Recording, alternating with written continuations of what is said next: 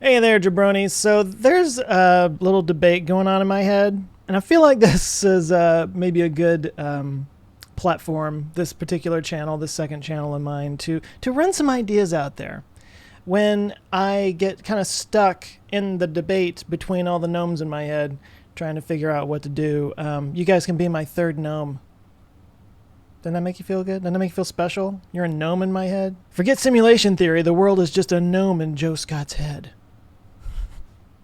Okay, no, so yesterday's video was on COVID. It was talking about the how COVID might end, how the end of the pandemic might come about. I wanted to focus on some of the vaccines that are in the works and how herd immunity works and that kind of thing. It's interesting. Let me just say it's interesting because I did a COVID video back in March, like when this whole thing first happened. And unfortunately, it got demonetized because YouTube was doing that at the time.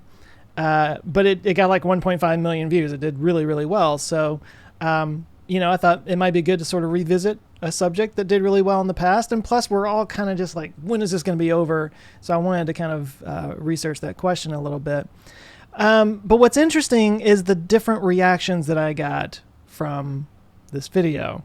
So, the March video, it already had some of the conspiracy people that were saying, oh, this was all, made in a lab in China, and they're, just trying to poison the world or whatever. There were already those people saying that kind of stuff. But most of it was at least decently received. That wasn't the majority of it that I could see. It was a very, very small percentage. It was there, but it wasn't like overwhelming. Well, yesterday was overwhelming. I mean, I gotta be honest. I've been doing this for a long time. I'm used to taking the abuse. That's actually what I call going into the comments, taking the abuse. But it was pretty bad yesterday. Sometimes I do a video where the response in the comments is so frustrating that it's debilitating, and that's kind of what yesterday was. I was having a bad day anyway. I had to get a kidney scan because of the whole kidney stone situation. So I hadn't had any coffee, and I hadn't had any food that morning because you have to fast on it. So because of that, and I probably didn't sleep very well. Anyway, I had a pretty bad headache. But on top of that really bad headache, I was just dealing with utter sewage flying at me all day long in the comments of that video. And I would love to be able to say, well, I'll just walk away and not look at it.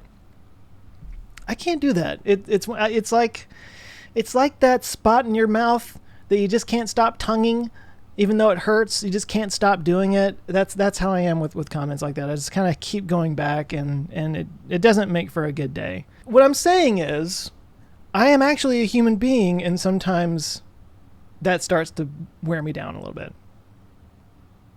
Not always, but yesterday was one of those days. And I did block some people, but I didn't really drop the ban hammer. And it started this debate in my head over blocking people. Like, what is the acceptable level of blocking? Where do you draw the line on what should be blocked and what shouldn't? Because there was a lot of stuff that I let stay that, in hindsight, I mean, I could always go back and still do this, but in hindsight, I kind of wonder if I'm doing the right thing.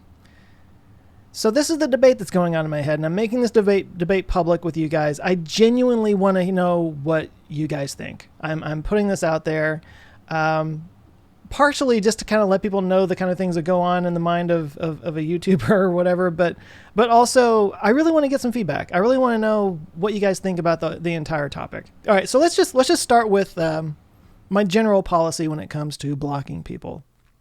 I've talked about this in many different places, so I don't need to go into it too much, but blocking is something that, I guess it's called shadow banning. I had somebody that complained that I shadow banned them, and I didn't even know what that meant. I'd never heard that term before. I mean, that's not what they call it in YouTube. You just block somebody so that they can't troll you anymore. Generally, I try to employ living room rules in my comments as much as possible. And what I mean by living room rules is basically, we have this anonymity online, and people tend to just forget how to talk to each other anymore. Like there's another human being that's seeing it, and people just vitriol and baffling anger. I don't know why people just immediately go to anger. I don't get it. But my my living room rule has always been, if you were in my living room, would I want to kick you out? You know? And think about what that means. Like, think about how bad somebody has to be if you're, say, having a gathering, a get-together or whatever, a party at your house. How bad does somebody have to get before you kick them out the door? It's usually pretty bad. It's not just somebody that has an opinion that other people don't like. It maybe not even somebody that has started some shit with somebody. You know, it's usually somebody that's like disrupting the fun so much that you feel like you're not being responsible unless you remove this element from the situation. And then generally it's only reserved for people that are very clearly just trolling and are abusive to other people. For whatever reason, there's a lot of broken people in the world. That's something I've learned being on YouTube. There's just a lot of very broken people. And I don't want it disrupting the good times we're all trying to have here on YouTube. And there's also people who are very clearly not being honest actors. They're not really trying to engage in a conversation or anything. They're just attacking. There's people who are just trying to spread their message. There's spammers that are just trying to like send people to websites or to their own YouTube channels and whatnot. There's a large conglomerate of very spammy, dishonest actors, people who are not there to be genuine human beings. They're just trying to push an agenda or just, cause chaos. But the thing about yesterday that really stuck out to me, first of all, there were people that were being abusive and there were people that were just breaking the general living room rule. And that's an obvious thing. But there were also a lot of people that were spreading disinformation. And I find this especially problematic in a time when we're in a pandemic. Now, look, there's endless debates about, what's the right and wrong way to do things, how this virus is operating. And I mean, look, the debates could go on. And this is why I was very not sure what to do about it, because debate is fine. And I certainly don't ban or block anybody just for disagreeing with me. I'm not one of these people that thinks I'm always right. In fact, I have the opposite problem. I just immediately assume I'm wrong. If somebody tells me I'm wrong, like I do zero research to find out if they are right or if I should defend myself. It's almost like immediately like, oh, well, I guess I'm wrong. That's my problem. I don't mean to brag, but I have like no self-esteem. But there's also very clearly people with agendas, people who are spreading very obvious and provable disinformation in the comments. And at a time when we're in a pandemic, when this can affect people's lives, I find that especially problematic. And there's another thing that has been bothering me quite a bit, not specifically about the pandemic, but in general. There was a study that has been kind of making the rounds. It was basically saying that like something like 60% of the anti-mask stuff that's on Twitter was not actually from people. They were from bots, especially like Russian bots.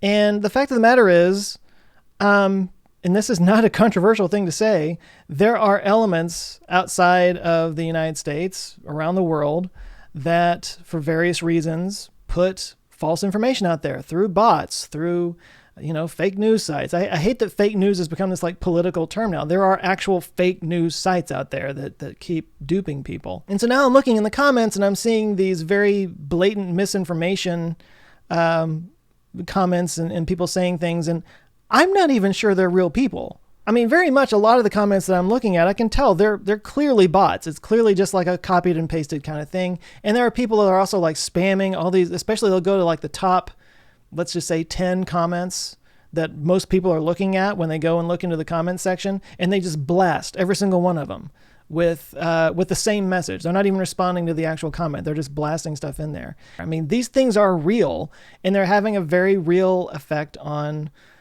our discourse. And so that weighs pretty heavily on me too, because I'm always complaining about Facebook and how they're not doing enough to stem that kind of stuff. And yet here I am with this platform, with this YouTube channel, and there are people posting in there things that are demonstrably untrue.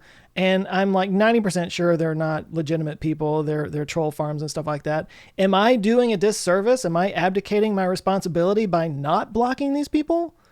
I don't know the answer to that. And now there's also, I'm sure some of you out there, and please say so in the comments, who would argue that blocking people in general is a violation of free speech, or it's not allowing people to express their own opinions, and that there's probably going to be some legitimate people who legitimately have these opinions that are going to get kind of thrown out with the bathwater on accident.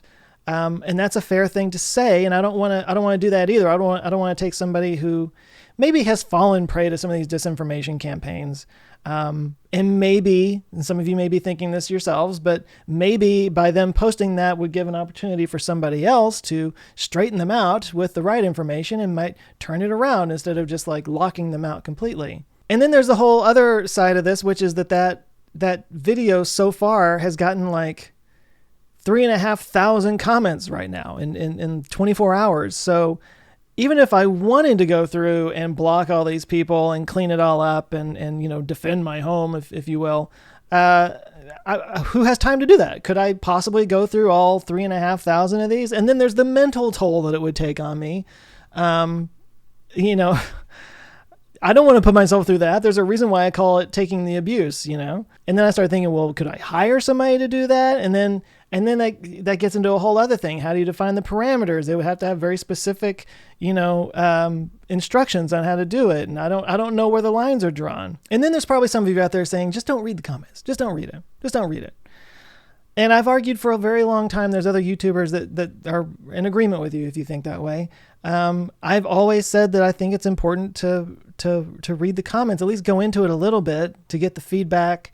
I get a lot of ideas for videos from comments, and it's just kind of good to know what my audience is thinking. But that's another reason why I feel like I need to sort of regulate a little bit, because I don't know that I'm really getting what my audience is wanting, because there's so much bots and trolling and stuff out there. So how do you separate the wheat from the chaff? Again, unless you have an entire team of people whose job it is to go through there and do all that. I've always been on the side of that social media needs to be sort of regulated in some way. I think when you just let it be a free-for-all, muddied interests get involved.